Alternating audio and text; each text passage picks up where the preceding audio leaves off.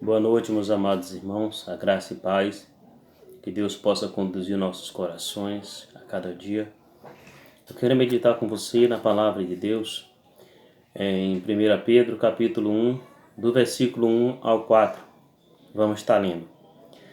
Mas antes disso, eu queria convocar você a levar os nossos pensamentos em Deus e orar, pedir a Deus direcionamento, para a gente expor essa mensagem de acordo com a sua própria vontade. Deus Pai Todo-Poderoso, nosso Deus, quero te agradecer pela tua infinita misericórdia, pela tua grandeza, pela tua bondade, ó Deus, que o Senhor tem nos exercido sobre nossas vidas. Queremos colocar nossas famílias diante do Senhor, as nossas mentes, nossos corações, nossos planos, que todos sejam realizados segundo a tua própria vontade. Que todas as nossas vidas, Senhor, seja voltada para o Teu reino, no nome do Senhor e Salvador Jesus Cristo. Amém. Meus irmãos, o texto da palavra de Deus, vamos meditar, vamos começar a ler. Ele vai dizer assim: Pedro, apóstolo de Jesus Cristo, aos eleitos que estão forasteiro da dispersão no ponto da Galácia, Capadócia, Ásia e Betínia, eleito segundo a presciência de Deus Pai e a santificação do Espírito Santo para a obediência e a aspersão do sangue de Jesus Cristo. Graça e paz vos seja multiplicada. Versículo 3. Bendito seja o Deus Pai de nosso Senhor Jesus Cristo, que, segundo a sua muita misericórdia, nos gerou para uma viva esperança, mediante a ressurreição de Jesus Cristo dentre os mortos, para uma herança incorruptível, sem mácula, inacessível, reservada nos céus para vós outros. Meus irmãos, como podemos ver na introdução desse capítulo, o apóstolo Pedro escreveu esta carta para encorajar os judeus da dispersação. Esses judeus, eles certamente eram alguns judeus que habitavam em território fora de Israel. Como ele diz território estrangeiros, chama ele de forasteiro. Ou seja, comuns, ele fala no versículo 1 do capítulo 1. Vós que estão na dispersão, Pedro quer chamar, o intuito do apóstolo é que os eleitos de Deus, espalhados pela Galácia, Capadócia, Ásia Menor, mantesse o foco na promessa que Deus tinha prometido desde o antepassado, na época dos profetas. É que eles não perdessem de vista o foco. E Pedro estava tentando trazer para eles, tentando mostrar para ele que Jesus era o Cristo, que a obra do Senhor Jesus Cristo era a obra do Cristo da promessa. E Pedro queria encorajar eles, para que de certa forma eles pudessem manter o foco, manter os seus olhos focados nas obras de Cristo. E como esses irmãos estavam em terra estrangeira, muitos deles já, a igreja sofrendo perseguição por parte dos romanos, Pedro ele vai dizer, ele vai chamar eles de eleitos, como diz assim na sua palavra. Irmãos, devemos também manter o nosso foco, manter a nossa mente naquilo que Deus nos prometeu. A ideia desse texto é: Deus nos elegeu. Deus elegeu seu povo em Cristo para desfrutar da sua herança eterna. Deus nos elegeu em Cristo para desfrutar da sua herança eterna. Deus, na sua presciência, na sua eternidade, escolheu para si esse povo que deveria fazer parte da sua herança. E Pedro ele vai dizer que os eleitos, os escolhidos, é para eles que essa palavra. E nós, irmãos, também, como nós entendemos na convenção do Espírito Santo, nós entendemos também que essa palavra é para nós, para animar nossos corações, abrir as nossas mentes nesse mundo que estamos vivendo hoje, de tanta turbulência, de tanta incerteza.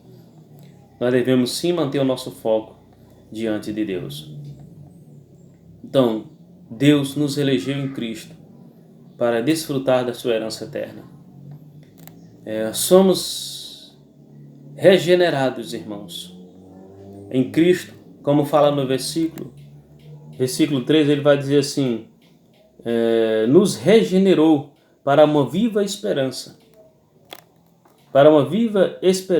mediante a ressurreição do Senhor Jesus Cristo. Somos regenerados em Cristo para fazer parte da sua família, da família celestial, da família de Deus.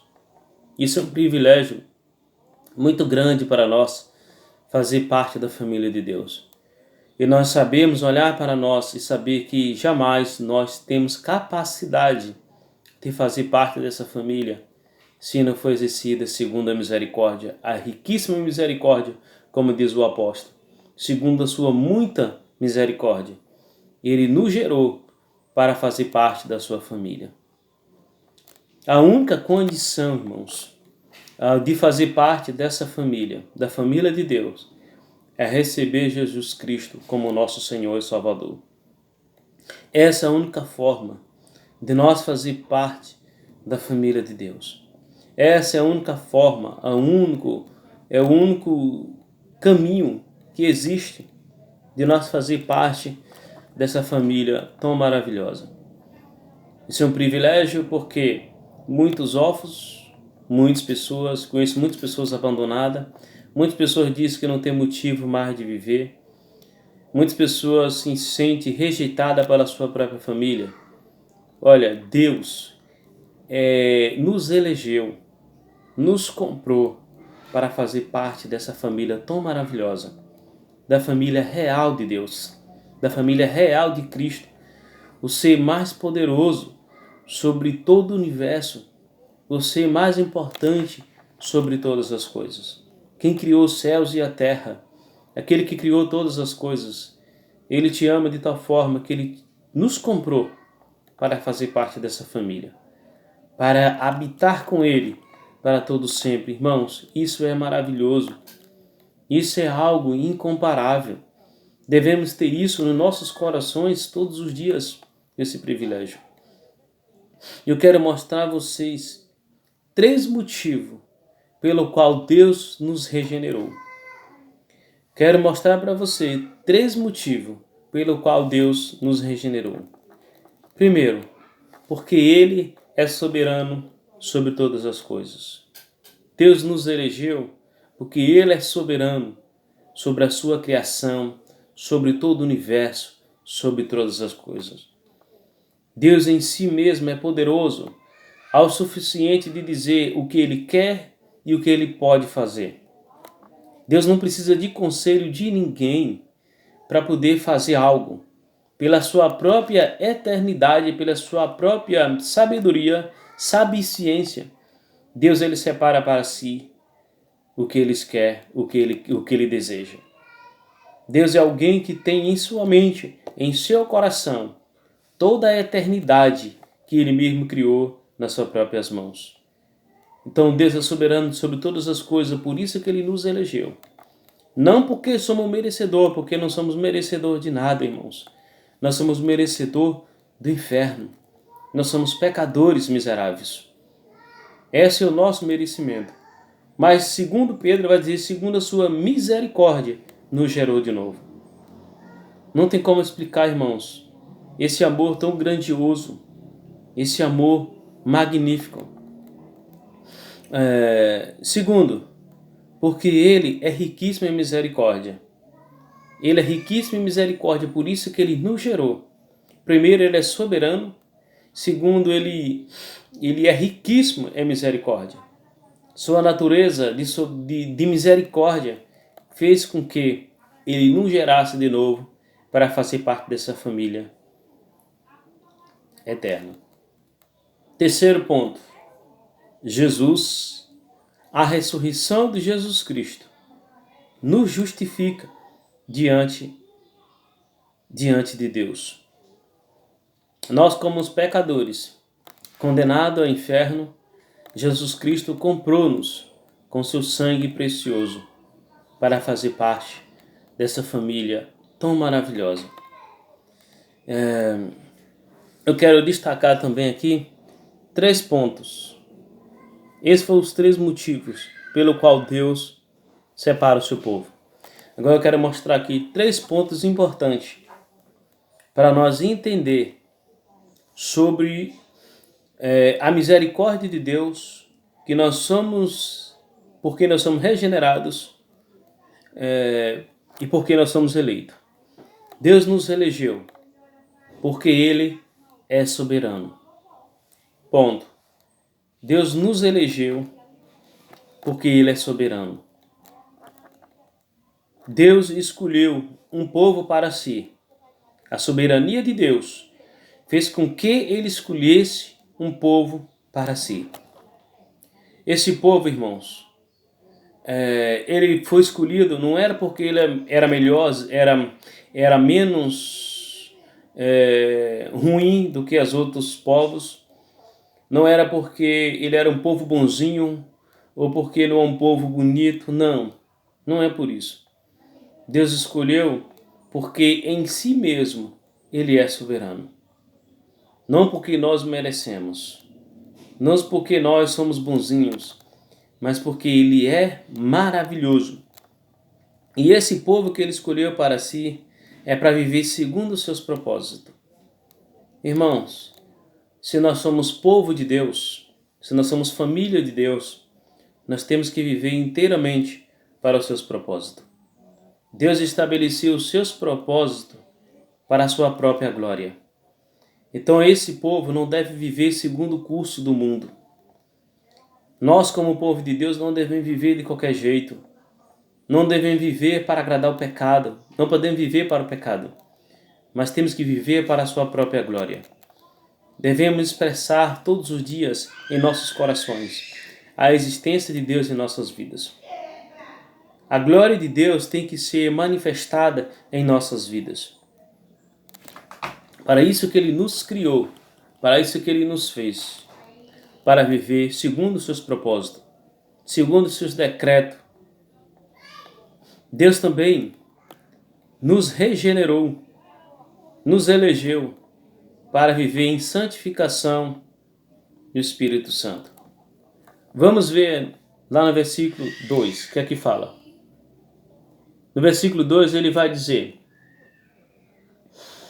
eleitos segundo a presciência de Deus Pai, em santificação do Espírito Santo, para obediência e a expressão do sangue de Jesus Cristo, graça e paz seja multiplicada.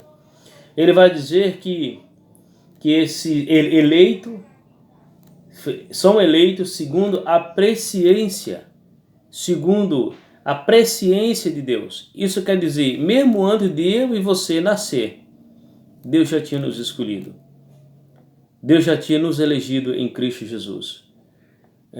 A presciência de Deus em santificação do Espírito Santo. Em santificação do Espírito, Ele nos escolheu para nós viver em santificação. Para o quê? Para a obediência e a aspersão de Cristo. Para viver em obediência ao nosso Deus. Em obediência ao nosso Senhor. Para isso que devemos viver em santificação. Devemos viver o tempo todo em obediência ao Senhor Jesus Cristo. E a única forma, irmãos, da gente obedecer a Cristo é todo dia meditando na sua palavra. Não tem como a gente obedecer a Cristo olhando o programa de televisão. Não tem como a gente obedecer a Cristo olhando para o problema do coronavírus, para o desastre do mundo que está nos acontecendo.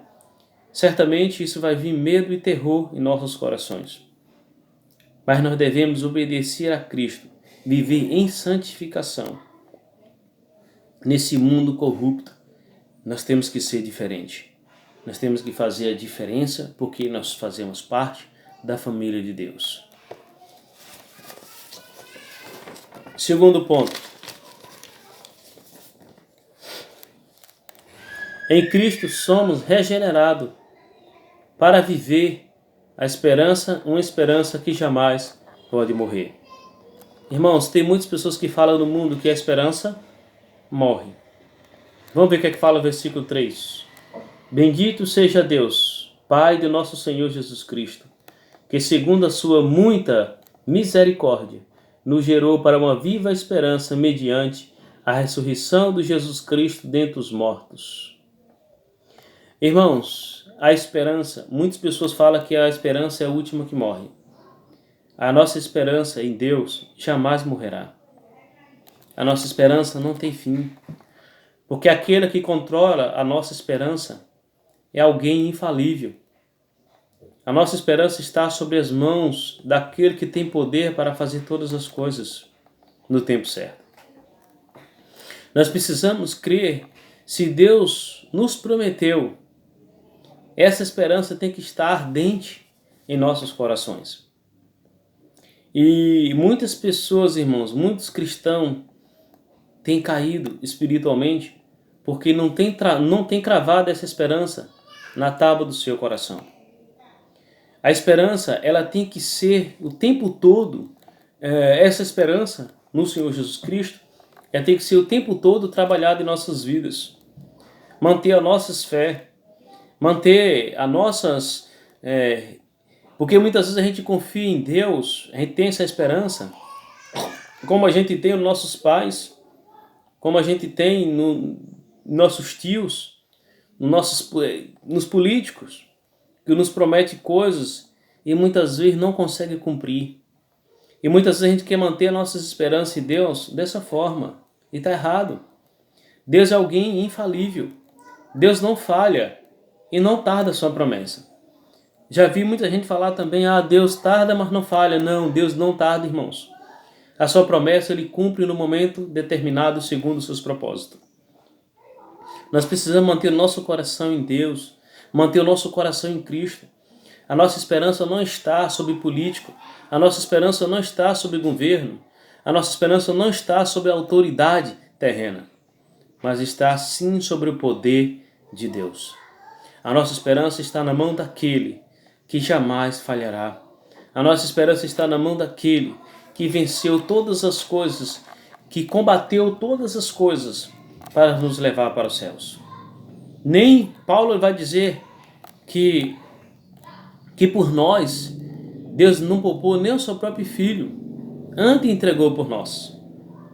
Irmãos, isso é algo maravilhoso. A sua esperança não pode morrer. Essa esperança, ela tem que estar cravada nos nossos corações, porque ela foi prometida pelo próprio Deus. A misericórdia de Deus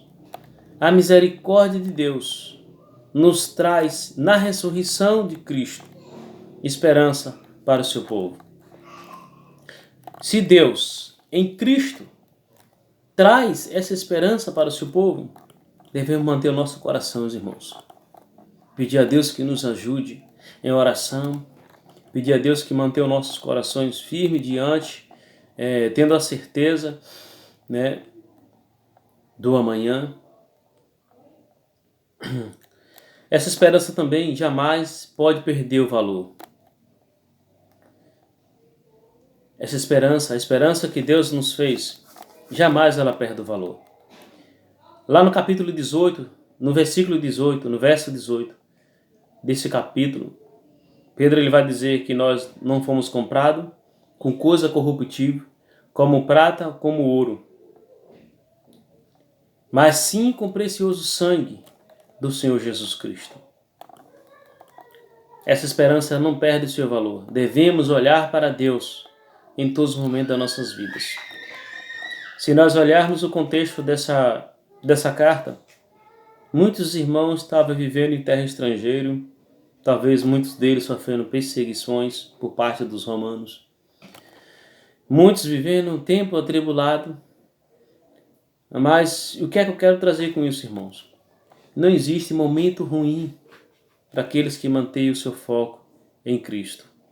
Em todos os momentos de nossas vidas, irmãos. Pedro, quando escreveu essa carta aqui, muitos estudiosos suspeitam que Pedro estava preso em Roma, já sabendo da sua sentença de morte.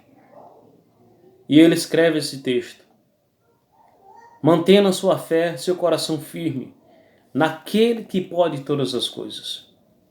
Pedro, ele foi um testemunho ocular do Senhor Jesus Cristo. Ele foi um dos discípulos mais próximos do Senhor Jesus Cristo.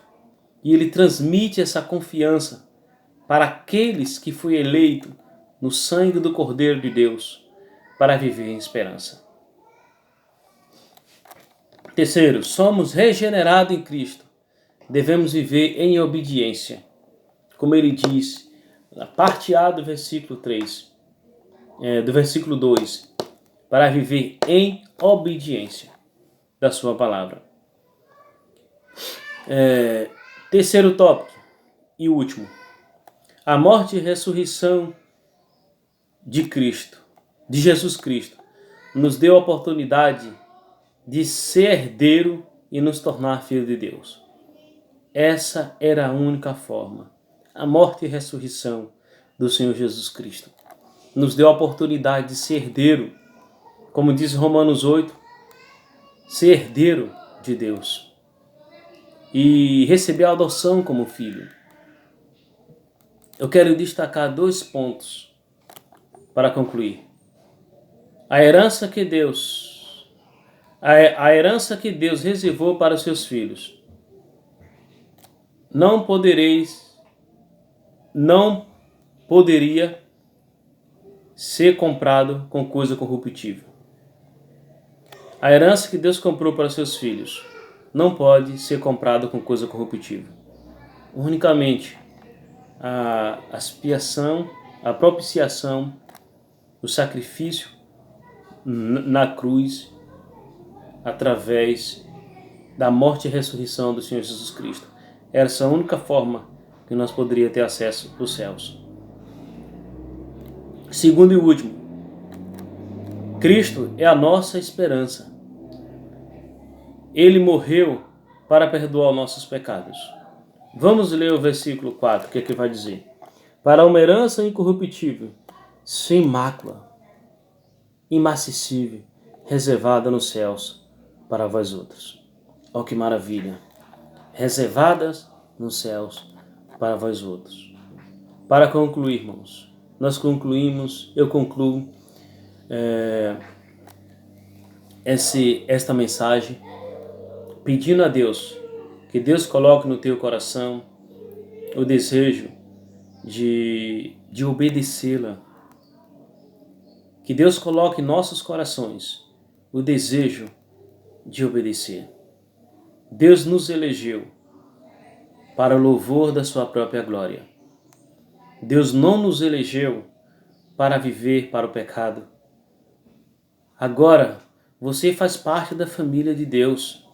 Não vive mais para o desejo do mundo, mas segundo a vontade de Deus. Vive em santidade. O tema dessa mensagem é: somos eleitos em Cristo para viver segundo o propósito de Deus. Que Deus te abençoe, que Deus nos abençoe, que Deus nos ajude a viver segundo os seus propósitos. Que Deus possa trazer em nossos corações, todos os dias, essa esperança que foi prometida e feita no Senhor Jesus Cristo. Que Deus te abençoe, meus irmãos, em nome de Jesus.